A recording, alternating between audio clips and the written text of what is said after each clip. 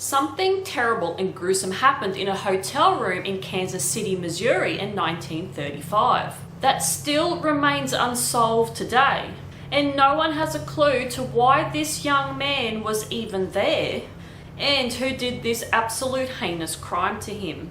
Now, this is the story of the mysterious murder in room 1046, and you will not believe how this one ends and the real identity of this young man. Hello and welcome back, or welcome to my channel. If you don't know what's going on here, I am a horror artist and I like to draw what I talk about in the videos. Now, I like scary facts, true crimes, conspiracy, anything to do with UFOs, ghosts, paranormal, anything.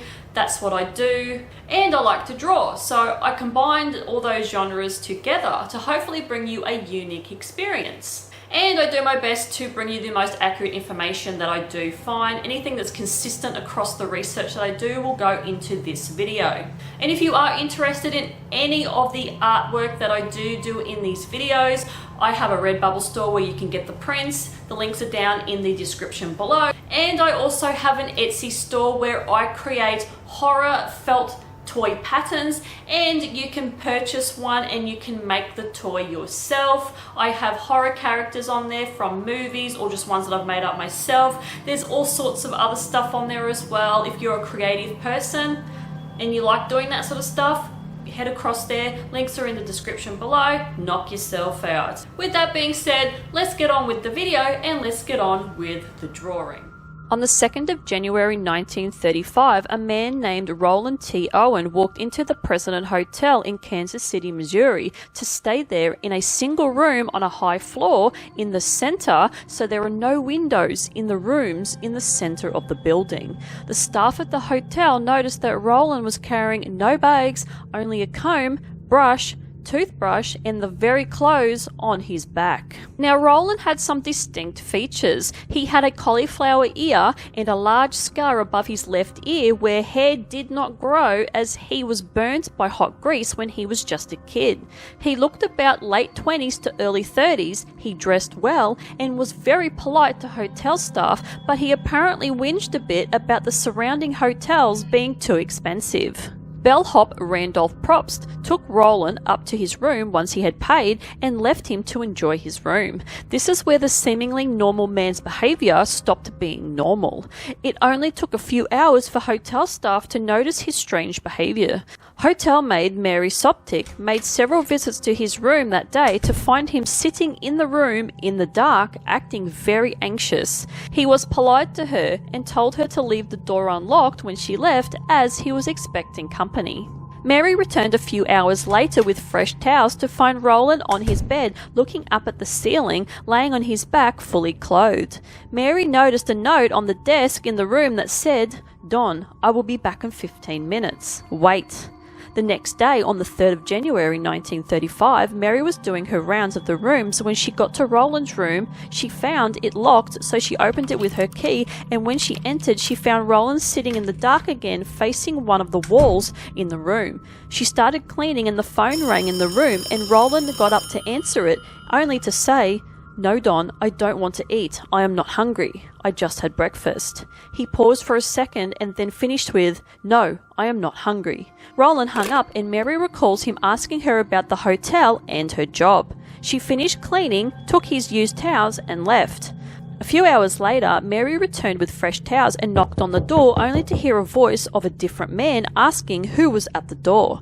Mary told him that she had fresh towels, but the man said that they didn't need any, but the room had no towels in it. But Mary heard Roland and this unidentified man continue talking, so she just moved on to her other rooms. That night there was a party in room 1055, so there was quite a commotion on that floor. A woman in room 1048 apparently made claims she heard male and female voices yelling and screaming at each other in room 1046, but she couldn't be 100% certain it was coming from 1046 or the party in 1055. On the 4th of January 1935, around 7 a.m. in the morning, hotel operator Della Ferguson noticed that the phone in 1046, so Roland's room, was off the hook and not being used. Della asked bellhop Randolph to go and check it out. When he got up there, he knocked on the door and heard "come in," even though there was a "do not disturb" sign on the door, but Randolph couldn't get in as the door was locked. Randolph heard Roland say, "Turn on the lights," and didn't know who he was talking to, but he was thinking that maybe he was drunk or something. Randolph just said from the outside to put the phone back on the hook, and he left. Roughly an hour and a half later, Della noticed that the phone was off the hook again in Roland's room. Della sent a different bellhop called Harold Pike up to Roland's room, and Harold had keys this time, so he was able to enter the room if need be. Harold did, however, enter the room to find the room dark and a man laying in the bed with dark spots on the bed, only just visible from the light coming from the hallway. He found the phone, picked it up from the floor and put it back upright, put it back on the hook, and left the room as he didn't want to disturb the man who appeared to be sleeping. A few hours later, another operator, Betty Cole, who was the head operator, saw that Roland's phone was off the hook again, so she sent Randolph to the room once again. Randolph knocked loud quite a few times but got no response, so Randolph was equipped with keys, so he entered Roland's room. What Randolph was confronted with was nothing more than frightening. He turned the lights on and found Roland naked, on his knees and elbows, holding his head in his hands on the floor, covered in blood, and blood was sprayed up the walls, ceiling, bed, and bathroom. Randolph ran out of the room and got help from the hotel manager, Miss Weaver. The police were called, and so was a doctor, to treat and aid with Roland's injuries and case. What they discovered was truly disturbing. Roland had been tied with cord around his neck, wrists and ankles. He was stabbed multiple times, with one stab wound puncturing his lung. He had been struck in the head multiple times on the right side and suffered a fractured skull, and it also appeared that he had been strangled and tortured. Surprisingly, at the time of the doctor and police being there, Roland was still alive, but barely. The doctor asked Roland who had done this to him, and Roland replies with, "Nobody." He proceeded to tell the doctor that he slipped in the bathtub and fell. Then Roland lost consciousness. He was rushed to hospital and the police began to search the room. They found that amenities like shampoo, conditioner, soap and towels were all missing. Roland had gone to the hospital naked and the police did not find Roland's clothes that he had been wearing. Nothing at all clothes-wise, even his shoes were gone. They did find, however, 2 glasses, a cigarette, hairpin, safety pin, and a bottle of sulfuric acid. 1 glass was left in the sink with a chunk taken out of it, and it had 4 fingerprints on it believed to belong to a female. Also, female fingerprints were found on the phone stand. The police questioned staff and guests at the hotel and then moved their focus to Roland's identity details. Roland had signed into the hotel register and listed his hometown as Los Angeles, so the police reached out to the Los Angeles authorities only to find that there was no record of a Roland T. Owen. The police wanted to question Roland about his identity, but they never got the chance because Roland died that night. The police called for the public to identify him, but no one could. Even people sent in pictures of their missing loved ones, hoping that it was one of them, but it wasn't any of them. So Roland's body was taken to Melody McGilly Funeral Home. The police tried to follow up on the information from Mary the maid and Randolph the bellhop, but they only learned that Roland had stayed at the hotel Muehlebach, but left after a price increase. Police checked that hotel's register only to find no Roland T. Owen, but another name that listed Los Angeles as their hometown, called Eugene K. Scott. Even the leads with the man called Don didn't go anywhere either. Roland might even have used an alias called Cecil Werner that was signed up for wrestling and boxing matches. Unfortunately, there was no leads and the investigation went cold, so they ended up having to bury Roland in a potter's field, which means a burial place for unknown or unclaimed people. But before he could be buried, an anonymous call to the funeral home told them to not bury him yet, as they will send money for a proper burial in Memorial Park Cemetery. So the funeral home had to hold on to Roland's body for another 3 weeks, and as promised, an envelope of money turned up with a bunch of red roses and a message that said, "Love forever, Louise." The funeral went ahead and only the police attended, and once again, the case went cold. Nearly 2 years would go by when the Kansas City police would get information from a woman in Birmingham, Alabama called Ruby Ogletree. One of her friends had seen a picture of Roland in the magazine describing the murder and recognized him and contacted Ruby straight away. Once Ruby saw the picture, she knew that her worst fear was staring her in the face. This was her son. She got in contact with the Kansas City police and told them every detail about her son, from his scar on his face and other characteristics, and his true identity was confirmed. Roland T. Owen's real name was Artemis Ogletree, and he was only 17 years old, from Birmingham, Alabama. She told police that Artemis left home in 1934 to travel the country, and he was on and off sending Ruby handwritten letters, but apparently in 1935 Ruby started getting typed letters, which seemed a little weird because 3 of these letters were sent to Ruby after Artemis was murdered, which she didn't know at the time, but the wording used in the letters were not Artemis's usual words. The last letter she received from her supposed son was letting her know that he was leaving the US to go to Egypt, and that he was typing his letters as he had lost a finger in a bar fight on his writing hand. In 1936, Ruby tried to get in touch with her son via the US consul in Cairo, but they couldn't find anyone named Artemis Ogletree, and by now she didn't know that Artemis was dead, and was definitely not in Cairo. The absolute last lead they'd got of Artemis before he was murdered was that he did stay at another hotel in Kansas City called St. Regis with another man, which was apparently his friend he had left Alabama with, named Joe Simpson, but he went by the name of Godfrey Jordan. This is when everything came to a halt. Like all unsolved cases, there are lots and lots of theories floating around about what happened to Artemis leading up to his death. The first theory is that Artemis was engaged to a woman and then cheated on her with another woman, and then the brother killed him in revenge.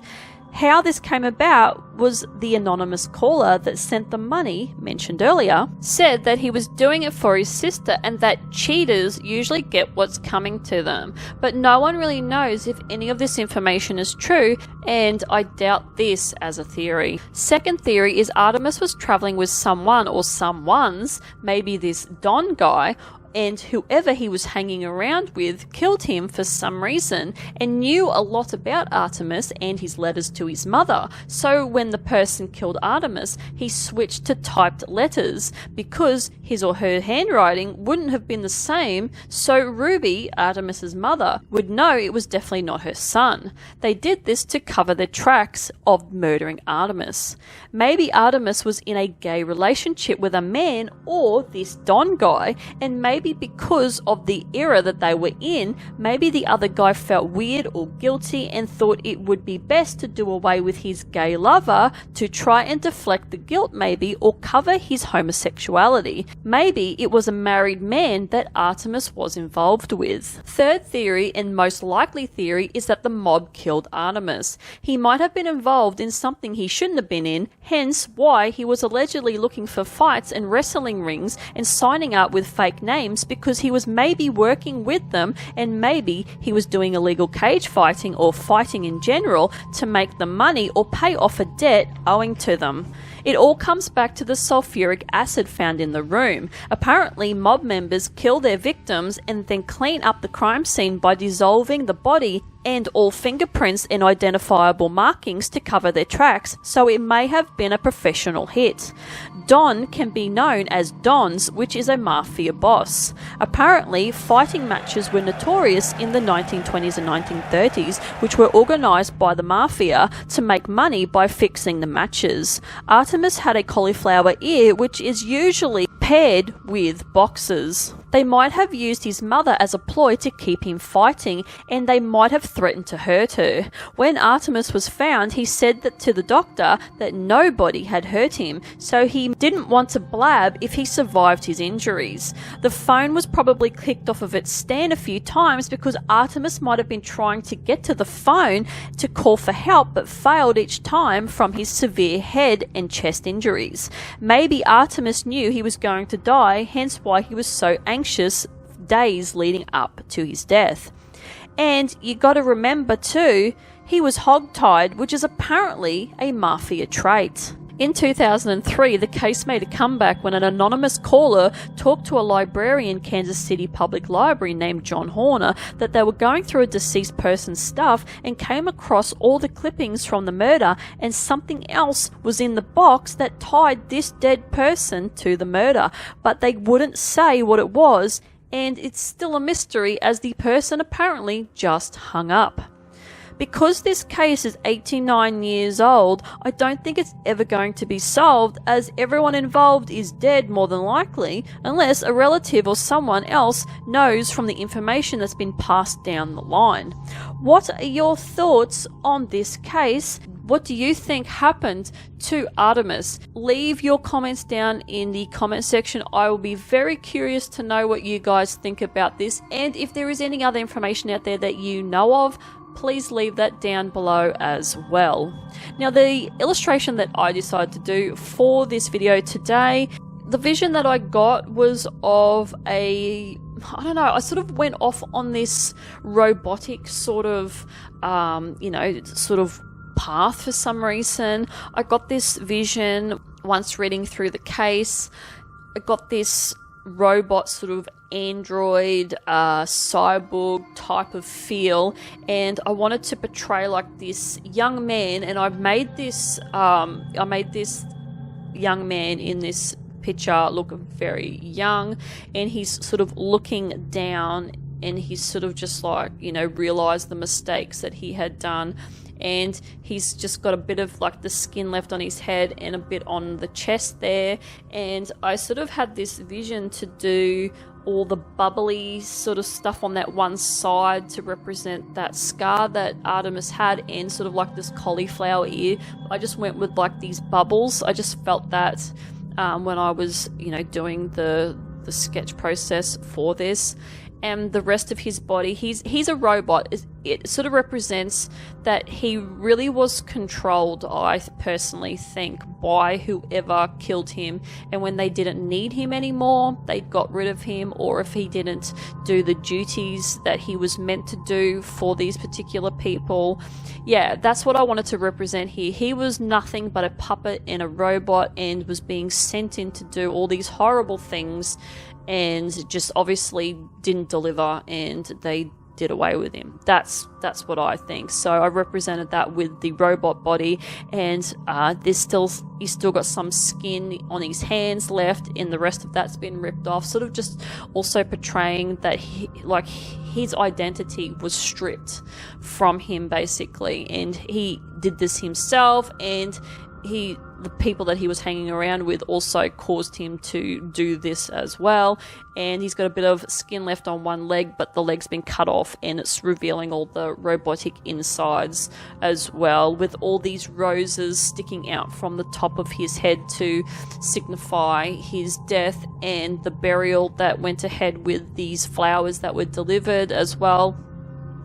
And yeah, just sitting there sort of in a little bit of shame and devastation. And also his mouth has been stitched up, and he can't talk. Like, he's feeling though he is not able to tell anybody who did this to him, and that's his sacrifice for that, to not dob in who did this, because the repercussions could have been bad for his family, and he probably didn't want that. So yeah, he was hushed, and he knew he had to hush himself. So anyway, that is it from me. Hopefully you enjoyed this video, and if you like this kind of content, like and subscribe. Dislike it, I couldn't give two shits, because any interaction that you give me, whether you like me or not, goes towards the algorithm for other people to find me, and hopefully you watch whatever is left of this video, and I will see you guys in the next one. Bye.